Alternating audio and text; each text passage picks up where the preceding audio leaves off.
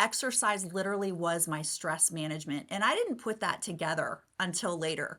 I couldn't control some things in my marriage, but I could control how I took care of myself. And that just set the tone for the day. Welcome to the Zero Quit Podcast, where I bring you candid conversations with elite athletes, entrepreneurs, specialists, and other creatives. I'm your host, Brock Covington, and through these dialogues, you'll hear powerful stories and practical advice that will help you live a more active and intentional life. If you enjoy the show, be sure to subscribe and share it with a friend.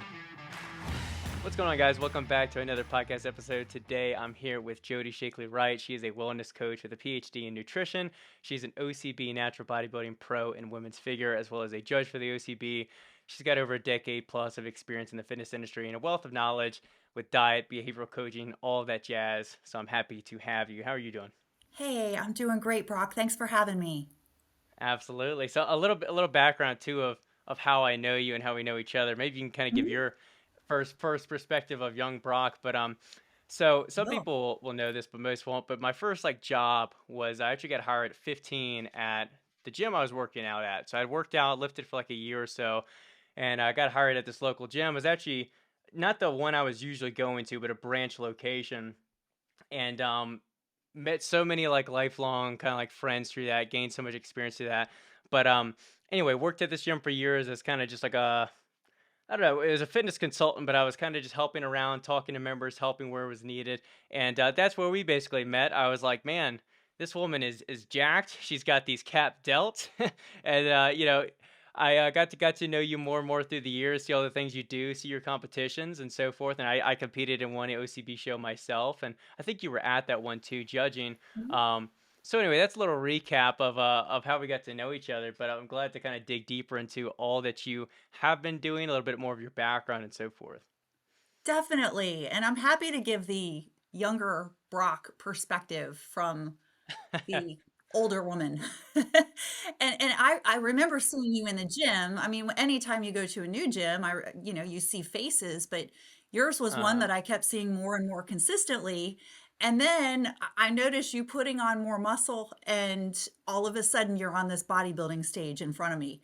And I was like, well, dang, look at Brock go. So I have to tell you, it was a pleasure to watch that evolution, and you were just in there doing the dang thing consistently.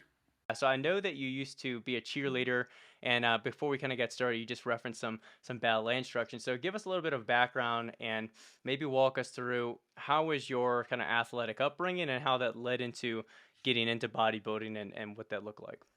Happy to. So at the age of 5, my mom put me into ballet, jazz, tap with the local guru who happened to have been a Russian ballerina who defected from Russia in World War Mm, One. She came to the US, and in my little small town of Meadville, Pennsylvania, she had been teaching so long, Brock, she actually taught my grandmother. So she was that mm. kind of instructor who just like she'd wrap you on the shins with her cane. It was like that then. And I don't mind sharing. I just Yeah. turned 50. So for reference, this is Uh-huh. 1978. But that's all that I knew. So that very strict foundation and upbringing led me to do other things. I thank my parents for the sacrifices that they made because I feel like I had better coordination and better body mechanics and a better physique because of that. Hmm. And I was active in high school sports and gravitated towards cheerleading, ended up being a cheerleader for a semi-pro basketball team when I was 16, which is probably Hmm. not a good idea ever again. No Yeah. girl sub 18 should be doing that, but I did and got out in one piece. I was a Yeah. basketball cheerleader at the University of Pittsburgh. And then I was pregnant and married before my senior year in college. Now, I had watched two family members in particular, my two aunts. One with her pregnancies gained 80 pounds for each pregnancy. And Hmm. Brock, I looked at that and I thought, I'm already feeling out of place, right? Because I'm 21, I'm Yeah. pregnant, and for the better part of 6 months, people are probably thinking, wow, girlfriend had too many beers. But that wasn't the case. Yeah. Yeah. So, right. And until I was Yeah. really showing like that final month. But I watched my aunt gain all that weight, and I said, "It is not going down like that for me." So that was one of the major I would say, nutrition slash physique connections that I made earlier in life. The other was I didn't make the pit squad the first year in college. I made it my second year. And after I did, the cheer director came up to two girls and me. She took us aside. And at the time, I was 5'6.5", same height as now. I was 133 pounds. And she said, "You have to shrink your thighs." So, Mm, not being degreed in nutrition, not knowing what I mean, I knew what healthy foods were, but not really having a constructed specific program. I stupidly put myself on 1,000 calories a day. Don't ask me why that was the number. And I it's classic, learned, yeah. yeah, I mean, I learned to gravitate towards the foods that filled my stomach. So rice, boiled pierogies and salsa Well, you're and hot learning a lot of this cereal. through because Mhm. I'm imagining this is what, like the 90s. Is there much Mhm. information that's out on that? I mean, I know there's, I always kind of reference or look back to a lot of the, the muscle fitness and bodybuilding magazines and so forth. But I feel like, if we look back at those, I remember I bought some for our gym and we had them in the hallway and reading Uh-huh. some of the advice and nutrition stuff, and there was just atrocious. Where were you getting? Because it sounds like you had a good idea of actually good Mhm. steps to take, satiating foods and so forth. Where were Mhm. you getting this kind of structure to go with? Some from my brother who had been in the army, and he was 9 years older than me, and he started to do powerlifting. Yeah, So a little from him, and as I watched his physique change, I liked the look and I liked just I liked it. I liked it all. It was just fascinating to me to watch his body change with his training and nutrition. So some of that, some of just my upbringing. My mom would not allow sodas in the house. My grandmother was the only one who had sugary cereal. So we really didn't have a lot of sugary foods. So I knew what solid foods were. I just was not gotcha. aware of ample calories, but then also what the right macro balance is too. So I lost 7 pounds in a couple of months, 8 pounds, 10 pounds really. And I saw my cheer coach 2 months later, and she came up to me and she ran up and she took both of my hands and she said, "You look amazing." And I thought to myself, I have never felt like shit more in my life than I do right now, and there has to be a better way. Yeah. Well, I was So gonna say, mhm, mhm, that's a problem that specifically I think women fall into is this idea of like, just pure thinness, eating basically, leaves and ice cubes to basically try and get your weight down and lose that fat. And I think in the 90s too, if you look back at, I'm a big 90s head, although I wasn't born in the decade with some mhm. of those music groups, and I think of like Gwen Stefani, and she was just like super thin, and a lot of the Right. the attractive woman's physique was geared around this idea of thin, thin, thin. But it seems like looking at your brother too, eventually you had this appreciation of muscle a lot sooner Mhm. than society would start to appreciate muscle on women and look at things more than just a like skeleton kind of vision. Definitely. So I was born in the '70s, child of the '80s. So the saying thin is in, that prevailed. And there were some outliers. Corey Everson, not everybody would know that name, but Corey Okay, Everson was one of the first. And truly, I had always had more muscle than others my age. So it was something different about me. And my dance teacher, again, being classically trained and a ballerina in New York City, she would kind of almost make fun of my muscles and just say, "Oh, all that thickness." But that's how, again, I was fed well and I was extremely active, and my hmm, dad helped me with my gymnastics. And I think that was really half of the foundation of my muscle. And then the other was just getting into the gym after watching my brother grow. Hmm. yeah. Yeah. So how does that lead into bodybuilding? So you have this experience where you're going through cheerleading, you have, big change in your life with being pregnant and so forth. How does this kind of, I guess, fill in the gaps between now and, how'd you fell in love with bodybuilding? Was it soon after that or was it much later? It was soon after that because college cheerleading ended. Hmm. Well, college cheerleading ended when I got married and pregnant, but college cheerleading ended, and I knew that something was going to have to take the place of that. Otherwise, like I looked at my family's heredity and they may be wanting to choke me right now, but it's the reality. I have some athletes in my family and I have others who have not had such a healthy lifestyle, and I didn't know how it was going to go down, which side I tended towards more, but I knew that if I didn't get a handle on it, I knew which direction it would go eventually.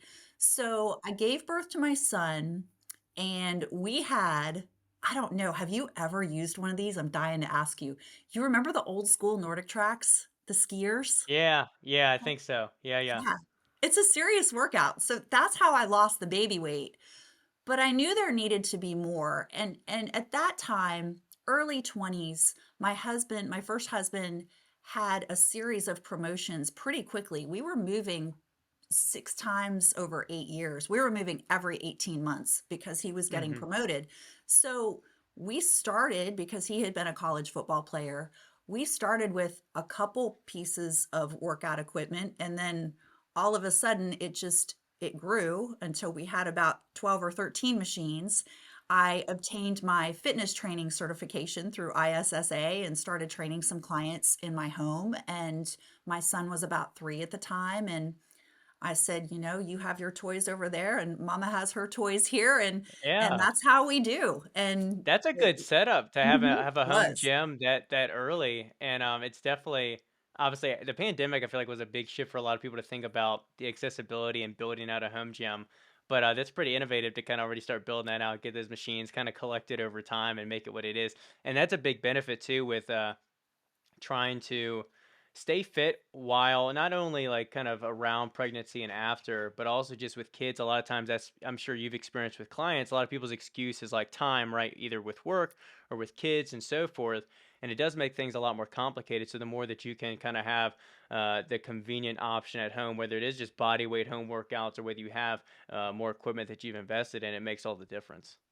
And we did so gradually. So let me be clear. When we were first married, that first year of our marriage, we were extremely poor. Our parents were giving us money for groceries. We were very poor.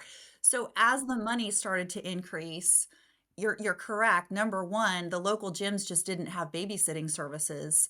And number two, I'm not a spendthrift by nature. So we poured our dollars into just adding one piece at a time, and the money that would have gone to gym memberships just went to equipment instead. So that Yeah, worked in our favor. just reallocated. Right, Yeah, right, right. gotcha. So in my 20s, I had this just very self-structured program. It was 30 minutes of lifting a day and 30 minutes of Hmm. cardio, and I had a thinner physique at that Hmm. time.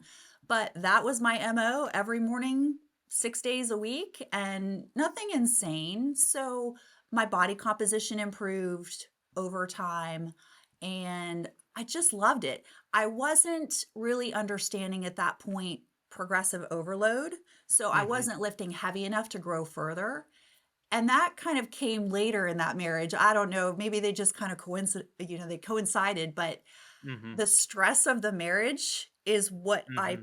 where I poured my energy into for my workouts. So exercise literally was my stress management, and I didn't put that together until later. I couldn't control some things in my marriage, but I could control how I took care of myself, and Yeah. that just set the tone for the day.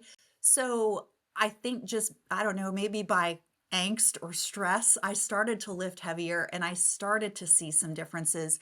And at that point, I was pursuing a master's degree and then a PhD in nutrition. So, I started to connect some dots more.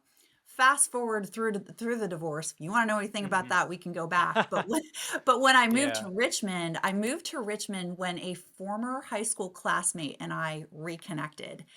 And he won the city card because Kevin was in law enforcement and he would have had to have started all over if had he moved to Charlotte to be with me. So when we decided we wanted to share our life together, I moved to Richmond. I originally went to the Gold's Gym in Hmm. Mechanicsville, and there were a few trainers, and I saw them and I knew they were whispering about me. I mean, you just know sometimes. And I remember his name is also Kevin, same name as my husband. He came over to me and he said, "Do you compete?" And I'd never been asked. I'd never considered it. I really didn't Hmm. even I, I didn't even think about it. But I thought about it. I started thinking about it. And I was 42 at the time, Brock, and I thought, well, I'm over 40. What do I have to lose? Yeah. So, yeah, Yeah. right? But experience being the dear teacher that it is, I was also naive to think that I could coach myself because, I mean, internally I thought, well, I have a fitness training certification. I have my PhD in nutrition. I'm a certified health coach. I should, and there it is, there's the red flag. I said Should, the yeah. word should. I should be able to do this. And luck, whatever you want to call it, I did actually win 5 out of 6 first place finishes at the OCB Body Sculpting Open 8 years ago. So I was encouraged, and I thought I'd love to do more of this because, and I want to ask you too, like when you got on stage, like did you catch the bug or was it one and done for you? So that, yeah, competing's interesting to me because I Uh, think it's different for everyone. Like, and I heard this recently. I think it's pretty accurate. It's like why you started isn't why you still do it. And so it's kind of interesting the idea of like, as I was changing my physique for a lot of guys, especially at a younger age, right?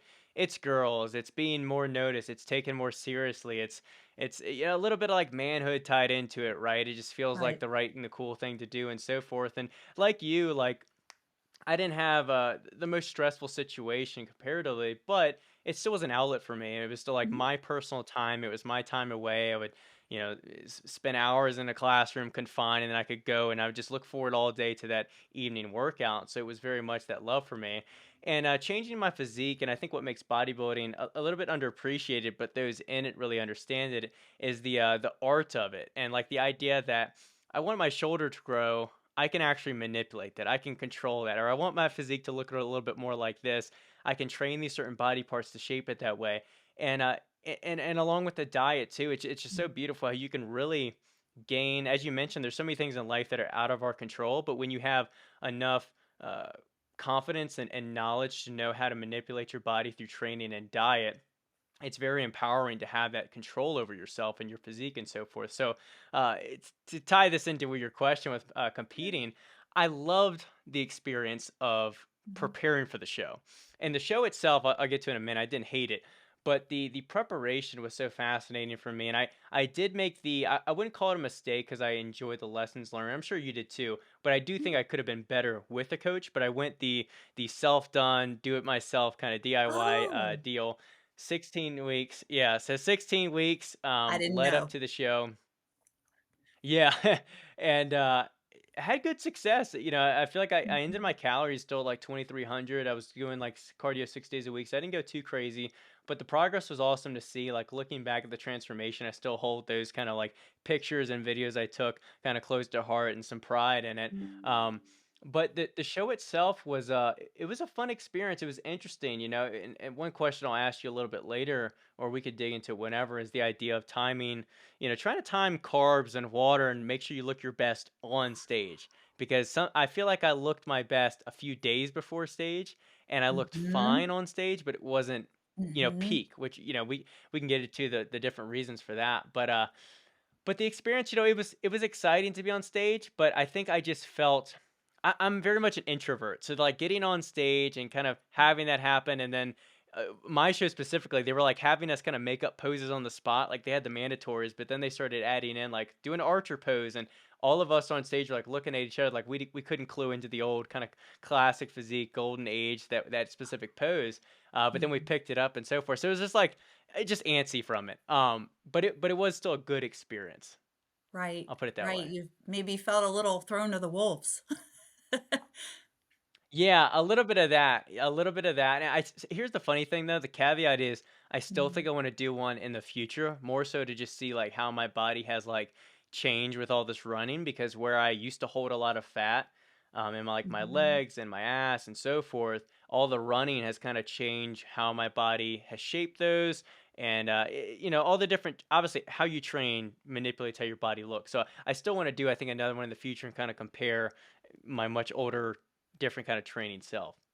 Well, and muscle maturity too. You can't discount that because that That too. more mature muscle Mhm. looks harder and you have an Oh, yeah, advantage too grainier and all that that, way. yeah. Mhm. Mhm. Definitely. Wow. Well, I caught the bug. I caught the bug. So I wanted to do another show in Pittsburgh that November. So I'd competed in Hmm. February. So I prepped myself for another show. But at the time, I had a corporate job. Dummy me. I was ordering skinny Starbucks lattes, like with non-fat milk, kidding myself and saying, oh, but it's 20 grams of protein. And I'll tell you what that equals, and that is third place. And third place was just not good enough. So that's what when I ended up, hiring a coach. And I'm grateful for that too. But uh, uh, each show, I would also add, has been a learning experience. They're all different. Hmm. And even, I mean, small shows, large shows, the prep, the peak week, since you asked. So Hmm. I really think there's a lot of value in a couple of things. Number one, allowing yourself enough time in prep versus just allowing that show that you want to do to choose the date for you. Or so just allowing your body to really just glide in. And then practicing different peak week strategies, because what works for you is not going to work for Yeah. the competitor next to you. And until you start to dig into that as an athlete, I don't think you'd necessarily reach your true peak on stage. And I'll give you an example. One year, one of our other coaches takes a lower carb approach. My body happens to respond a bit better to higher carb, low fat. But I was put on, about a week before the show, I was put on a high protein, little higher fat, low carb. My body looked flat. It was not good. So manipulating the macros, but then also, there's a couple different ways to do the fluids too. And even with the one kidney that Sodium, I water. have, Yeah. pardon? I was gonna say sodium, water. There's a lot of factors, Sodium, like you said. water, all of it. All of it. I can't tell you the number of athletes. I've been in so many elevators when I've heard, "Oh yes, coach pulled my water for 24 hours." And oh, if you have any coaches out I've there heard some crazy listening, stuff. yes, please coach responsibly. Like that's just not necessary. So allowing enough time so that you're not scrambling towards the end and then your body's stressed and your brain is stressed and sleep is a mess. Allow yourself enough time to roll in, but really practicing a few different peak week strategies. I think there's a lot of value in that. Yeah, I think I did like one little mock peak week if I Hmm. can remember back. I don't even remember my entire strategy for it. But like you mentioned, I've heard that before where it's like, yeah, trial and error. And it's like you mentioned, every show you're learning something different. But one thing I want to ask is how your training changed once you started competing. So you had spent some time with training at home, you mentioned, with a lot of machines, some higher reps. But Yes. let's fast forward to, okay, you're at Gold's Gym, you actually have access to all these kind of different modalities for training, and you've decided to start competing. How did you like? What split were you following? What kind of exercises were you focusing on for or women's figure specifically, and so Hmm. forth? How Hmm. did all that come about? Great question. After my first and second shows and you receive some judges' feedback, that really helps to put things Hmm. in perspective. And then, of course, the critical piece, having a coach. Kelly Killen was my coach. She did a great job. So, those three things and having that feedback helped to drive which exercises.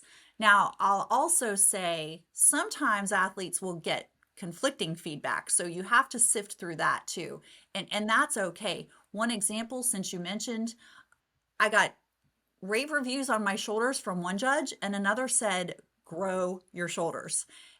And I believe they meant rear delts. I believe they meant rear delts, not my front delts, because those, I mean, I thank genetics and a lot of gymnastics and walking on my hands.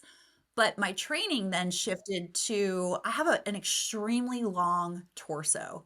And if you were like, I can't even buy rompers, but this is not a shopping podcast, so we Hmm. won't talk about that. But I have a really long torso, so it's very difficult to achieve that X shape with really full lats, combined with some back issues. So I have some scar tissue in my back. It really challenges me in terms of pulling out rather than pinching my back in poses. So Hmm. back became the focus. I learned a lot about just de-emphasizing some muscle groups that I didn't need to train a whole lot. My calves are naturally bigger, my shoulders are naturally bigger, my arms are fine, but really getting to work on, and that's where I learned the value of higher weights, lower reps. I did have some discussion, I'll call it discussion with my husband about as the weight increases, I've always been a form girl, right? Like every rep had to Yeah, be perfect. But there is a perfect. Yeah. point that if you want some growth, you have to let a little bit of that perfect form kind of go. That's the tricky Yeah, balance yeah. I see. You cannot relate to I was that? I was gonna say yes, yes. Well, it's the funny thing because like a lot of the people I associate with now, or either Mhm. that I follow or that are in like these different lifting spaces, whether it's CrossFit or High Rocks or these different things, is up Mhm. there. It's a very scientific sport where it's like, all right, you have this amount of rest, these reps, so on and so forth. Bodybuilding is so intuitive, and as you mentioned, you have certain body parts that respond better than others. You have certain body parts that like kind of certain rep ranges I've experienced, for others. Like I might like lower reps on back, but then higher Yes. reps for, shoulders or arms or different things. So there's so much with that, different angles and so forth. But yeah, with the form thing, like you mentioned, I'll be strict on form just as much as the next person, but there are moments where if you do want to kind of do some force reps or overload or just really stretch out a range of motion and so forth, you kind of got to let yourself. I always call it like controlled swinging or controlled something with it. So like if I was instructing a client on like a lat pull down, right, I'm not going to Mhm. have their body in this kind of strict motion up down and so forth. I'm going to let them kind of lean forward, get that full lat stretch, and kind of lean backwards as they row, to optimize that kind of strength curve or that positioning of everything so that they can target the muscle, stretch and contract it as best as possible. So like you mentioned, it's just, to me it's just learning, just as much as we talked about learning your body with nutrition and so forth and having that Mhm. sense of control. It's really very much learning what works for you, and it sounds like you've obviously experienced that as well. I'm still learning. I don't think anybody really perfects Always, it. yeah. Always learning and always being humble enough to consider a new idea or perspective or direction. That's one of the things that I changed my mind about as the years went on because I put on honestly a lot of muscle not lifting very heavy weight and doing, like I said, other things like ballet and gymnastics and cheer. Well, but let's be honest too. Mhm. I was lifting girls. So I was the base. So I Mhm. really was doing resistance training. It just looked different than in the Yeah. gym.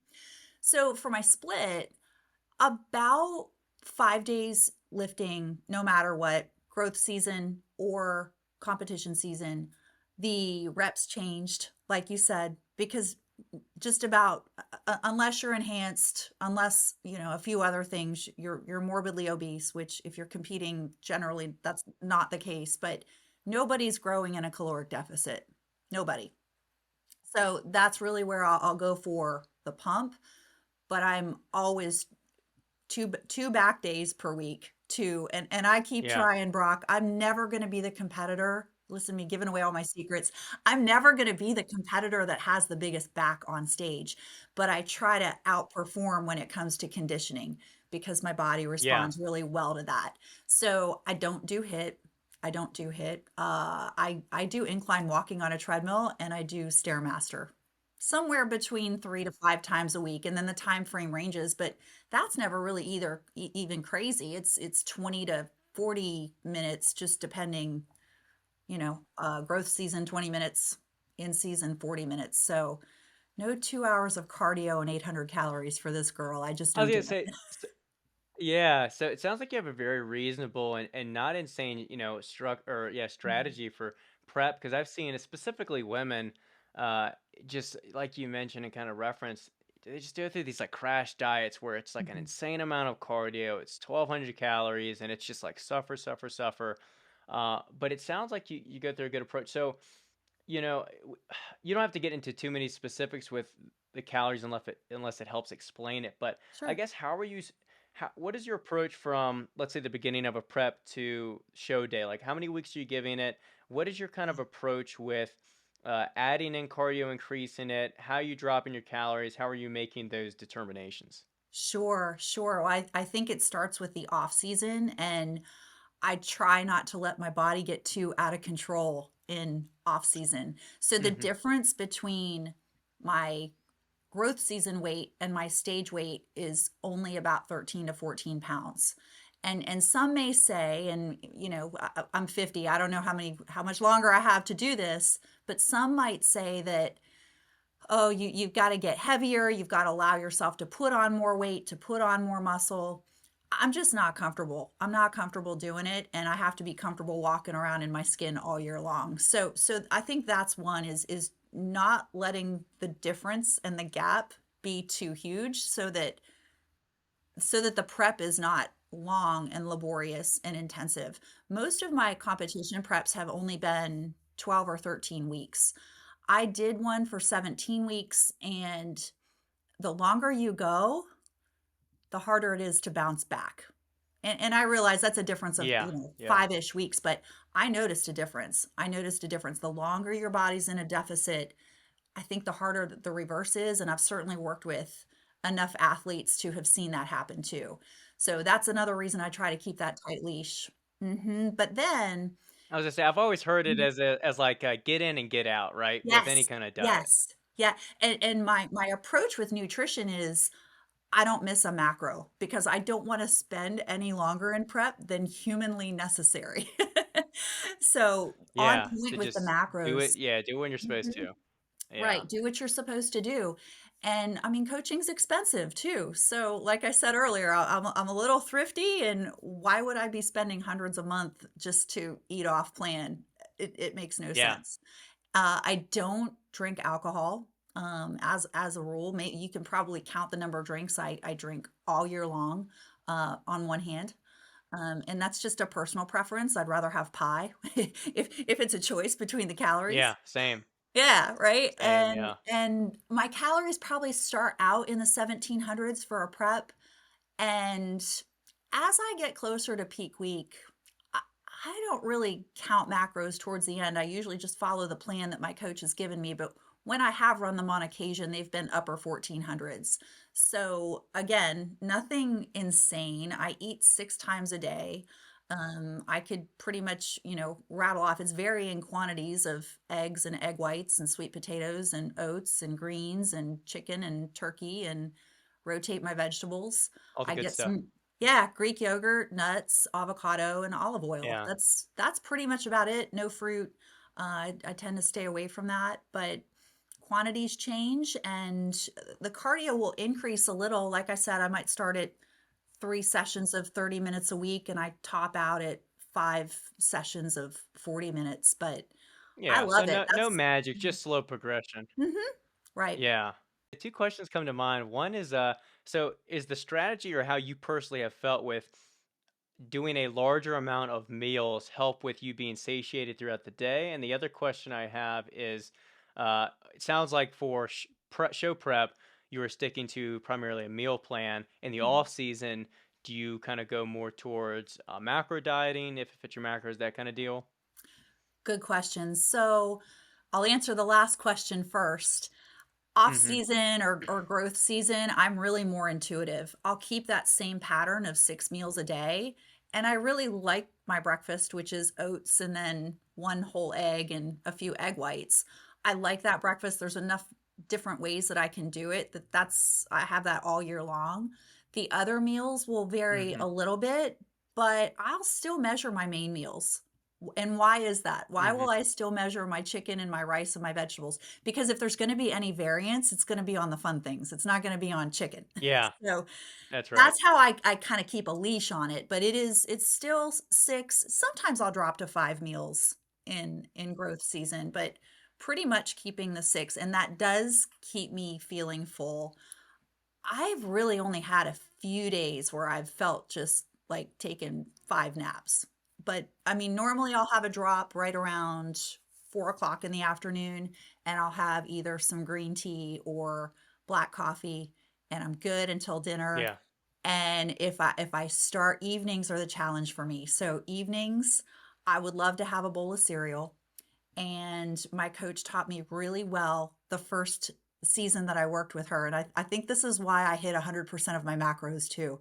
So I was super, super hungry one night and I had two bowls of cereal, my first show prep with her. I texted her the next morning. I came clean and she sent two things back. She said, number one, thank you for telling me. Number two, your competition is not eating cereal. And with that, Yeah. I was cured.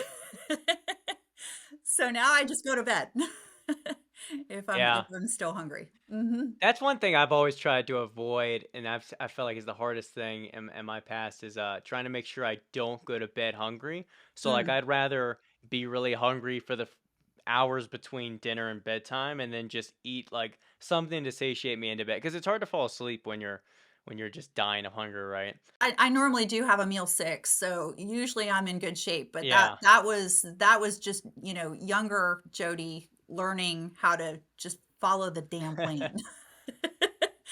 Yeah, exactly. So pivoting a little bit to hear more of your experience with coaching and things you've learned working with Mhm. clients. What have you found to be more successful for the general population that's not competing more long term? Because meal plans I think are great, and a lot of times people just want to be told what to do. Now, as we reference, sometimes Right. people will pay for something and still not follow it. But those anomalies aside, a lot of times people just like structure. They like being told exactly what to do, it being pre-portioned out. But at the same time, I worry for longevity, for the kids' birthdays, the anniversary dinners, right? You fall off plan, you don't want everything to just fall apart. So that's why I also lean very much towards flexible dieting, or you could look at the approach if you reference intuitive eating, where you're just kind of educating them on whole foods and portion amounts and so forth. Yes. What have you found to be the most successful with most people? Right. And that's a great question too. I've been a lifestyle and nutrition coach for the general population. I've Mm-hmm. coached few athletes and the few that I have been pre-competition prep. In other words, that stage where we ask you, can you follow a meal plan so that you graduate to the next level and do competition coaching? Mm-hmm. So, yes, with most of my experience in lifestyle coaching and women 20s, 30s, 40s and up, I think it's about getting into what gets in the way. And what do I mean by that? Dieter's mentality and extremes. How often when we think about having to cut weight, do we think about, oh, well, I have to cut off all of the treats and I have to cut off all of the alcohol and I have to work out 7 days a week, twice a day. They go to that Mm-hmm. unsustainable New Year's resolution kind of place, and the biggest challenge is learning to let that go. So that's one. And another point I would say is I think a meal plan is a great place to start because it's like me with directions. If you told me the directions to your house, I would get down to the bottom of my driveway, and without GPS, you would it would take me a year to get there.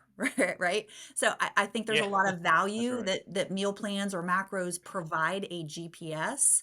And from there, learning not just, well, first of all, where it means the most to branch out. Like, what are your must haves? What are the things that you could let go of? And really leaning in on the treats that matter the most. So if I had an issue with too many glasses of wine interfering with my results, which one could I let go? The glass of wine that I'm cooking dinner and drinking wine. That's distracted drinking. No one is enjoying that. That's far different than an anniversary Yeah, dinner with your spouse and special you're looking out occasion. over the mountains. So you have to figure out where the treats matter the most to you and then being extremely strategic about those.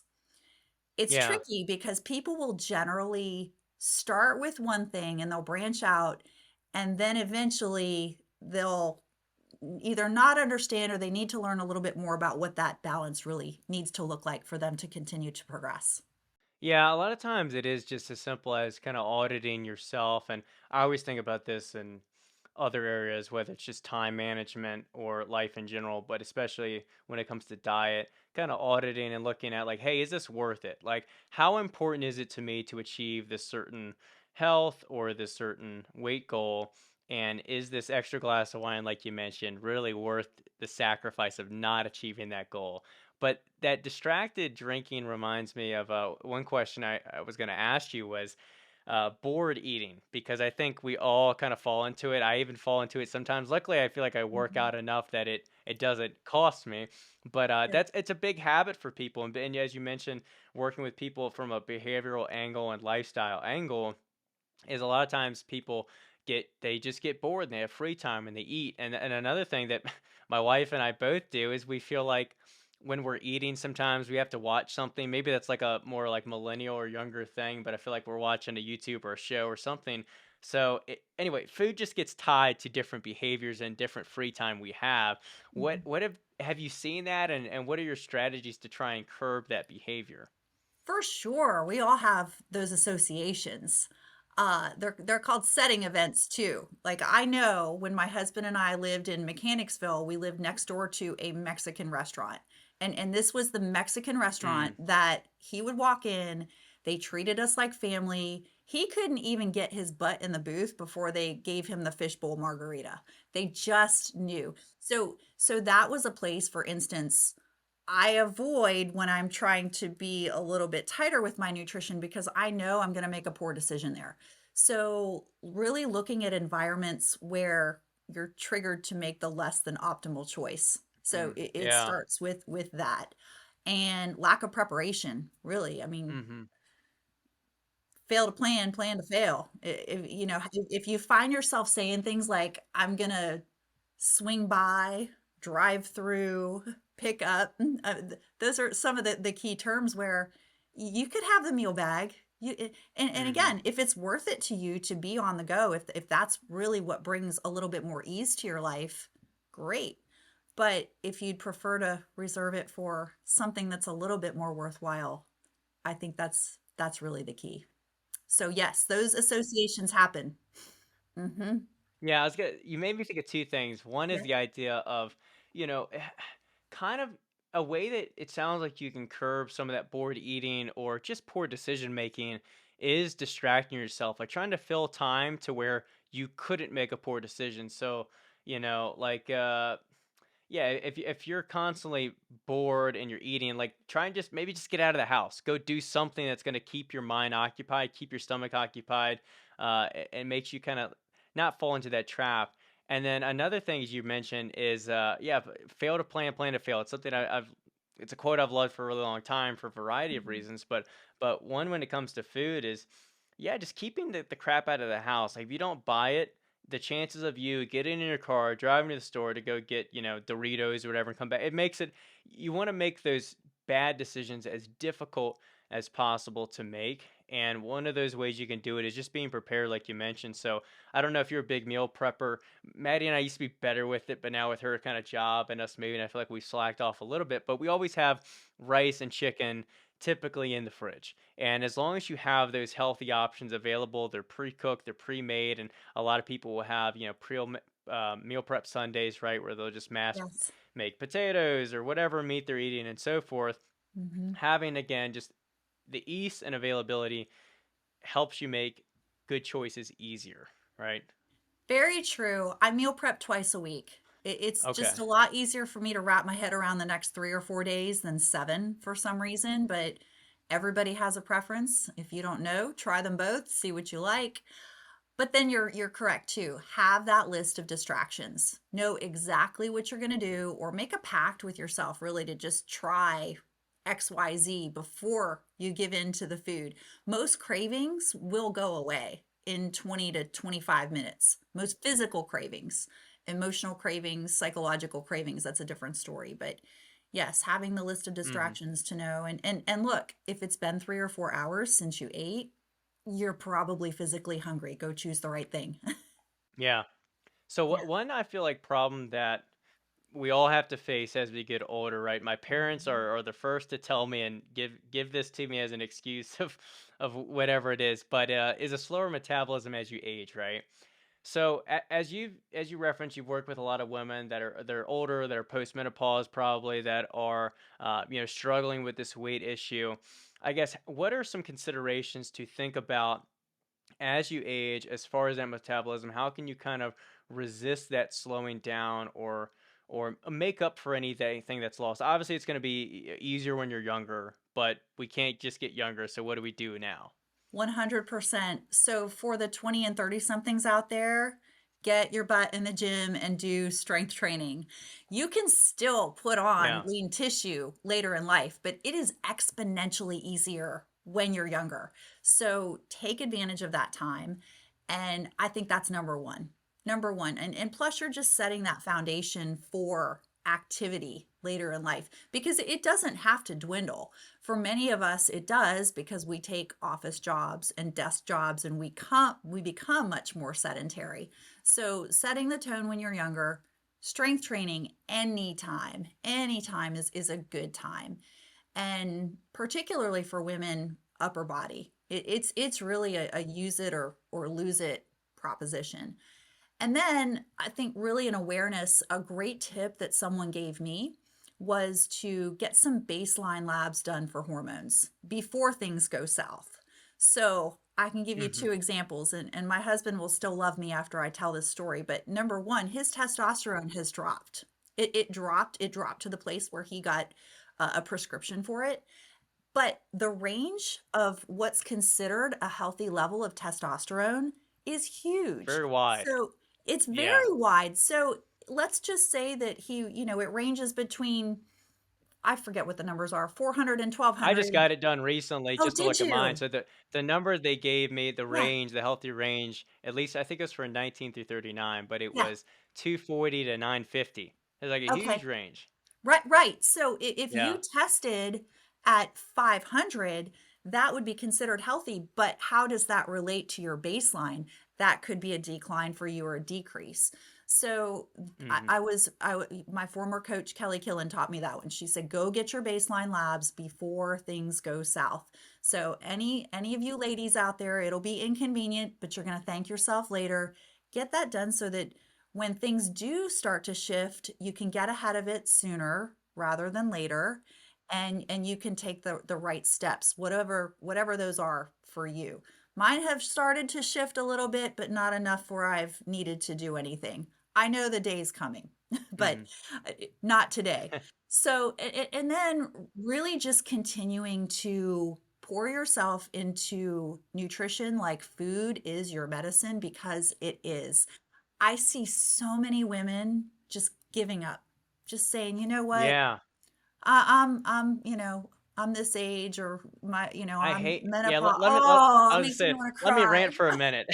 Let me rant for a minute. I Go, see it so go. much of the time. You definitely see it with older population just because they do kind of throw in the excuse of, and maybe it's just been beaten in their head so many times that, Mhm. oh, I'm supposed to gain weight, I'm older. Oh, I'm past my prime anyway, blah blah. I'll just let it go. Or I try to, stay healthy and look good in my youth. Like, let me just enjoy myself now. And it's just like, no, no, no, no. And it's, you know, it's, yeah, it is just like throwing in the towel. But one to bring it back forward a little bit, one thing that you Mhm. mentioned that I wanted to harp on a little bit more Mhm. is the idea of resistance training and the importance of that. Because I think, the obvious functional health benefit of it is the idea of preventing osteoporosis and continuing to have mobility later in life. I know Peter Attia, he was mentioning this study often on a couple podcasts about how one of the best markers for like longevity and health is uh, what you call it, strength holding yourself from a bar, like straight bar hang, and Static hang. especially Okay. for like women, yeah, static hang Yeah. basically. And how that was just a big marker, and just strength training in general, like I mentioned, preventing osteoporosis, but also when it comes to metabolism, the more muscle you hold, the more your body's burning, right, calorie wise, to maintain it. So then there's a huge benefit because you can eat more. It's so the lean tissue is so much more metabolically active. And just I'm going to Hmm. piggyback on something you said. This is funny. You'll appreciate it. I was a telephonic health coach 10 years ago, and I had a call with a woman who said, "Well, I am getting older. I am going to be 30." And Oh, man. Yeah, yeah, she was only gonna be 30, and I can't even remember how I answered that. I probably would have answered it, a little differently today, having had some more experience. I'm sure I Yeah. tried to be Uh, empathetic because, everybody's people perspective is so different. man. Mhm. But we Yeah. do, My I problem mean, is, people need and to learn. yeah, my problem is, people just think because something's harder that they should just kind of like throw in the towel. It's like, well, because I'm older, I'm supposed to gain weight, or because I just had a kid, I'm not supposed to have time Yes. for the gym anymore. And they'll point at like, I feel like I'm an easy target because I'm young and don't have kids right now. So they'll point at me or whoever it is and say, well, of course you have free time to do this. You just wait till you get a reality check, or you have kids, or you get married or whatever.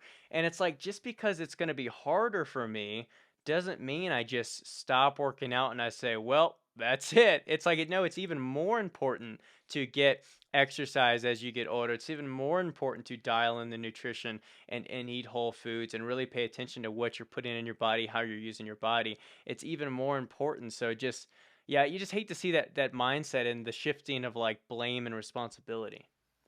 Self-defeating behavior, and even it also depends on how what you do when you're given that advice, or when we're told, oh, just wait until. My first husband was 12 years Hmm. older than me, and he had a corporate job, and I mean, my body fat's been pretty low. I've been in decent shape, or a version of maintenance weight my entire adult life, so I'm fortunate for that. But at one point, he said, just wait, because somebody had commented on my abs. He said, just wait until after you're 40. And I thought, Hmm. I'll show you. So Yeah. there's a Who's different laughing response now? to that. Yeah. Yeah, Right, yeah, right, right. yeah. Yeah. To wrap things up, I'd love to get your Uh-huh. thoughts on judging, because you have been an OCB judge for a bit now. You can tell me how long it's been. Obviously, it's been at least, I guess, 3 or 4 years since I saw you doing it. Yes. But how has your perspective on bodybuilding, on the sport, and also even how you train or compete? How has that changed as you've been in that different kind of perspective as a judge? Oh, gosh. That's a fabulous question. Well, I got into judging because the judges were very kind to me, and I had the best experience at Kevin Parrott's show in February Hmm. of 20 whatever it was, 8 years ago, at the Body Sculpting Open. And everyone backstage, now again, everybody else who I competed against in masters, I mean, we're all over 40, we've already won. If we can make it to show day, we've already won. So having Yeah. just a positive experience out of the gate, I don't know what I expected, because Brock, I'd never been to a bodybuilding show, which was my fault. But my first show I attended, I competed in. So, yes, so after being treated so well, I wanted to give back. It's something I love to do, and it was meaningful for me. So I've done different roles, show setup, urinalysis, or collecting the Hmm. urine. That's fun. I It's feel fun. like Yeah. yeah, you're no longer a show virgin until you've collected the Yeah. urine at a show. That's In right. judging, but judging has given me a few different perspectives. Number one, the judges have, and I had the pleasure of being the head judge at the Richmond show last weekend. So, number one is just reminding everybody that if you're sitting watching the live stream, or at a different point in the audience versus where I'm sitting, I'm getting a different view. So, it's very natural for someone watching and seeing certain photos, and then the camera, the way the photos Yeah. come out, because I see this when I receive requests for feedback for athletes. Sometimes their photos look leaner than what I remember when they were on stage, and it certainly doesn't mesh with my notes. So even the stage photos aren't as telling as when you're right there and you have that true front row seat. So that's something that's different. The lighting on the stage affects, and we do try to move the competitors through. We've talked about this along the way today, and that's just the different types of coaching and crazy things that some of these athletes do. I again, OCB is natural. I have one kidney. I will always be natural. I won't be enhanced. There's Hmm. I respect everybody who does the sport, enhanced or not. It's hard work no matter what.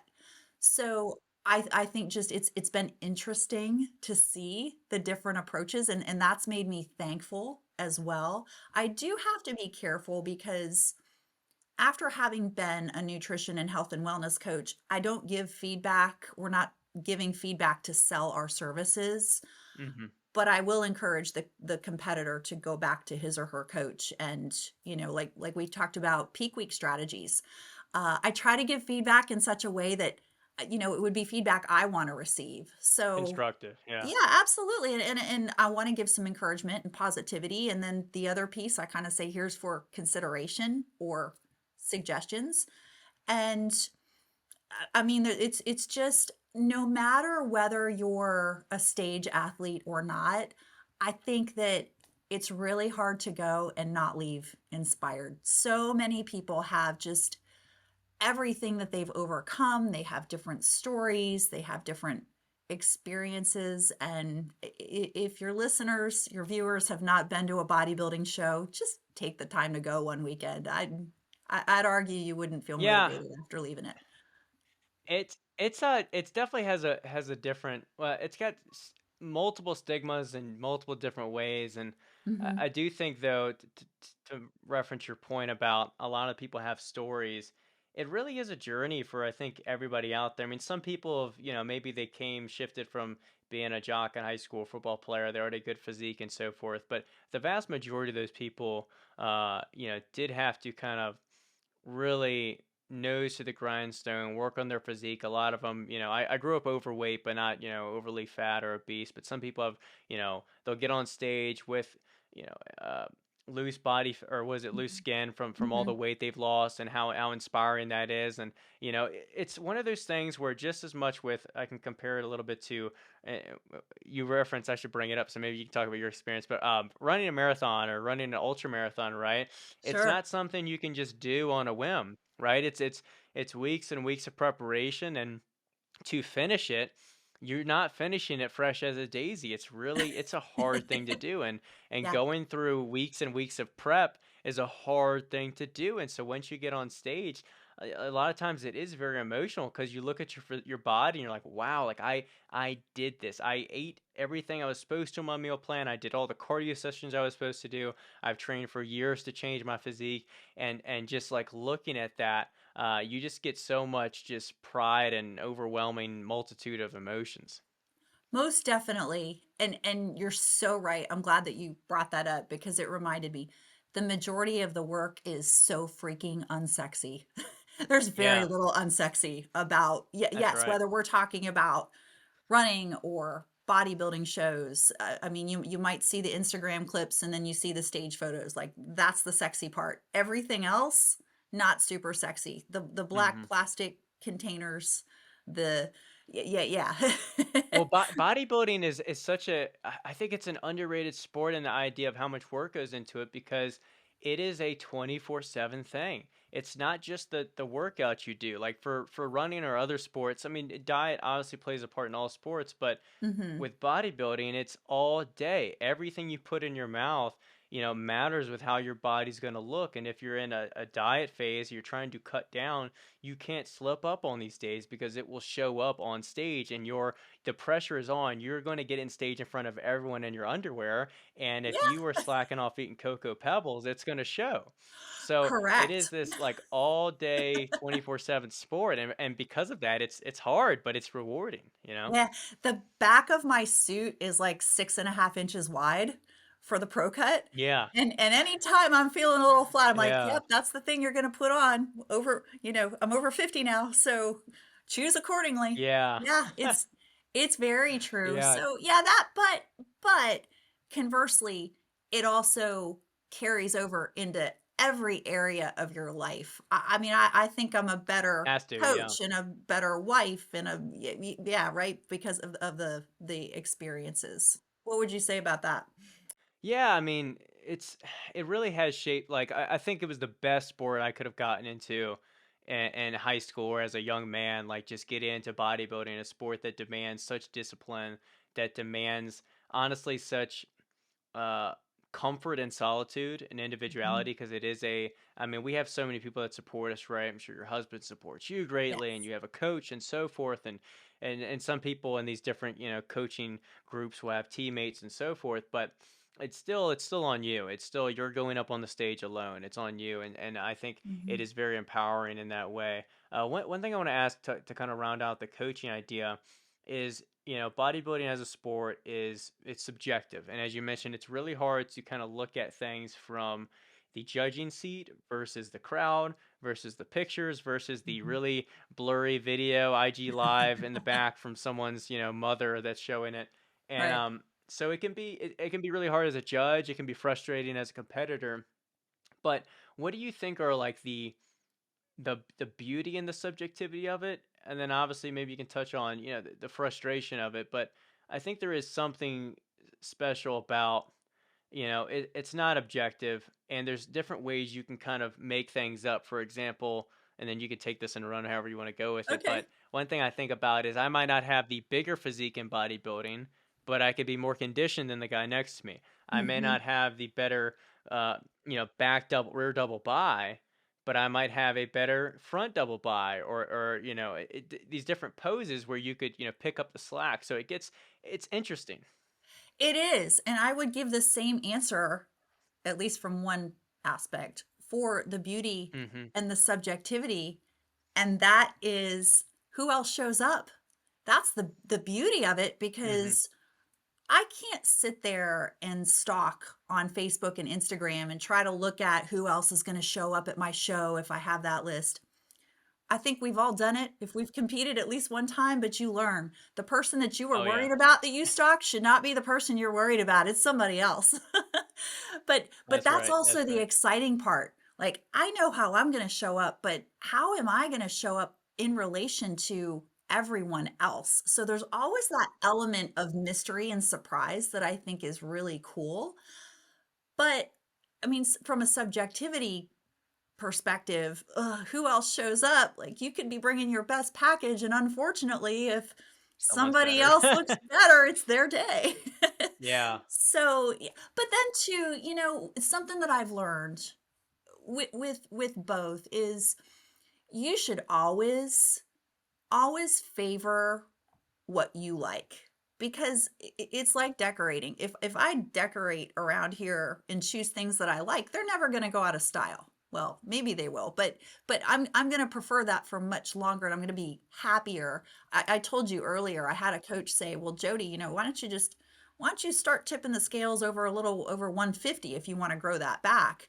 In my growth season, I'm just not comfortable at that weight. So that's, there is beauty in subjectivity, but ultimately that competitor should be choosing how they define beauty, and judges are going to come and go. Other people's perspectives are going to come and go, but you're going to be living with yourself. So that's number one to please. Well, to round things out, I'd love to hear kind of what are your next plans. I know we talked a little bit on a call a little bit ago about you still plan on competing, but at this point, like you said, you want to make those kind of years that you can compete still count. So what are your thoughts on like what's next for you? Do you have any idea of like possibly pivoting a little bit in like the fitness realm, or do you have other passions you want to delve into more? Oh gosh, yes, I am pivoting in the wellness coaching world, and more to come on that. That's a very recent change, and I am chomping at the bit to share more. So I would just ask that you all continue to follow and be a little patient with me for that. From a personal perspective, I will love to continue to judge and help with OCB as long as they'll have me. And then, I grew up a dancer, Brock. So this may be Hmm. silly. I would like to continue with that a bit. I'm not sure in which area and how yet. Like, there's really no competition for cardio hip hop, so that won't happen. But I'd like to start to dance more again. That's and not ballet. I like the More bar? faster, Because I know you.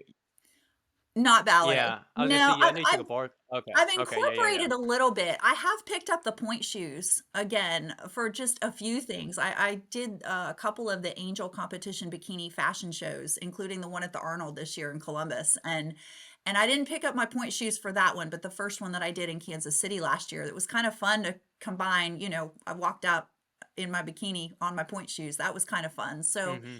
just you're right. What can we all do that we don't look at the clock when we're doing it? So dance is that for me, some form of jazz or something upbeat I'm looking to do, and that'll really be the next thing. But I'm not gonna stop moving, and I won't stop strength training, and I'm gonna Never. continue to live by what I say about treating food as medicine, because I think I can either have some control of the outcome, or circumstances are gonna have control of me.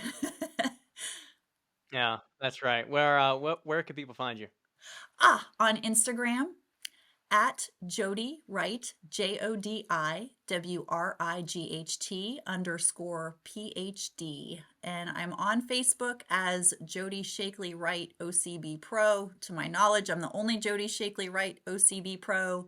And Jodi You'd with an hope. I, Sheakley is Sheakley, right. Awesome. Well, there you go. Make sure you guys check her out. Let me know or let her know if you guys have any questions. Share the podcast if you enjoyed it, got something out of it, and we'll catch you guys in the next one.